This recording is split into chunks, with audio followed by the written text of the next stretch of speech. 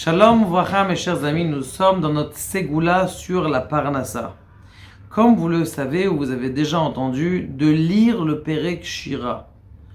Pourquoi est-ce que le fait de lire le Perek Shira, ça va donner de la Parnassa à une personne?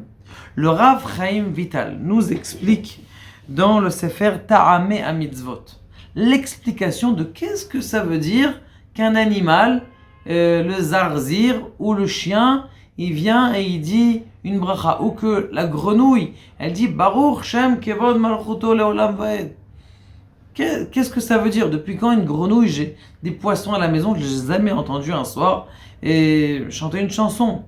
Eh bien, tout simplement, chaque source, chaque sorte d'animaux dans le monde, ils ont un ange qui leur donne un flux divin.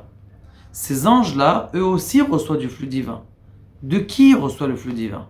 Eh bien, tout simplement, de Dieu.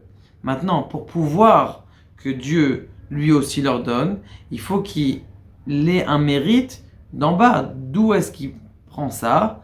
Teno'oz l'Elohim.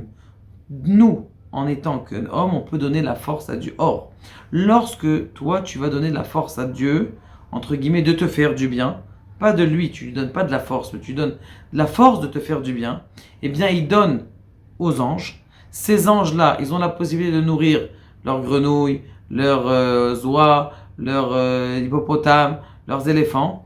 Et grâce à ça, eh bien, chaque éléphant, il a de quoi manger tous les jours. Chaque lion, il a sa gazelle à manger. Et chaque gazelle, il a son herbe à manger. Et lorsque il le reçoit, tu es en train de fabriquer une sorte de roue dans le monde, de cercle. Comme c'est toi qui es en train de créer le cercle de la nourriture de ces animaux-là, du fait que toi tu cercles, eh bien on va te donner à toi dans ton cercle aussi la parnassa que tu as besoin. Donc c'est la raison pour laquelle une parnassa facile, c'est de lire le Perek Shira tous les jours. Mais attention, il dit encore, ça ne suffit pas de lire le Perek Shira rapidement, mais de reconnaître toutes les créations du monde et d'essayer de concevoir que chacune des créatures reçoit sa nourriture de Dieu.